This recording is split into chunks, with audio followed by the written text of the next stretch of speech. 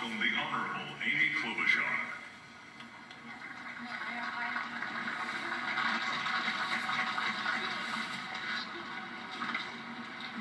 Vice President Pence, Mr. President-elect, Madam Vice President-elect, members of Congress and the judicial branch, former presidents and first ladies, vice presidents, leaders from abroad, and a whole bunch of Bidens.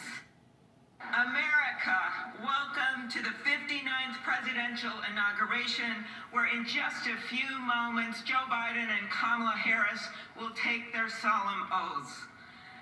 This ceremony is the culmination of 244 years of a democracy. It is the moment when leaders brought to this stage by the will of the people promised to be faithful to our Constitution, to cherish it and defend it.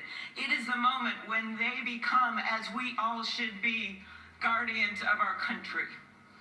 Have we become too jaded, too accustomed to the ritual of the passing of the torch of democracy to truly appreciate what a blessing and a privilege it is to witness this moment? I think not. 2 weeks ago, when an angry, violent mob staged an insurrection and desecrated this temple of our democracy, it awakened us to our responsibilities as Americans.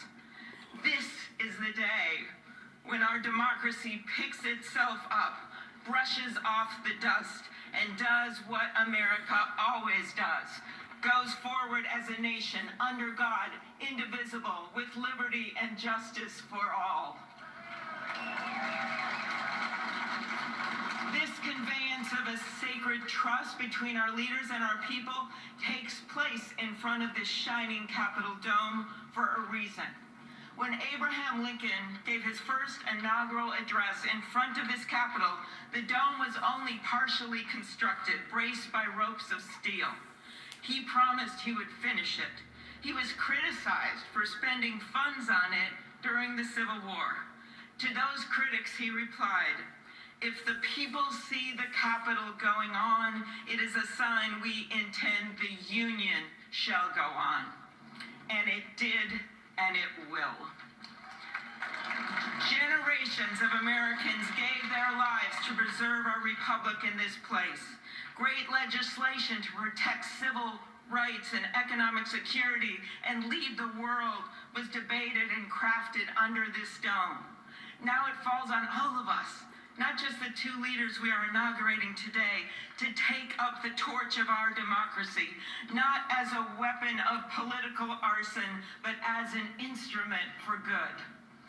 We pledge today never to take our democracy for granted as we celebrate its remarkable strength. We celebrate its resilience, its grit. We celebrate the ordinary people doing extraordinary things for our nation, the doctors and nurses on the front line of this pandemic.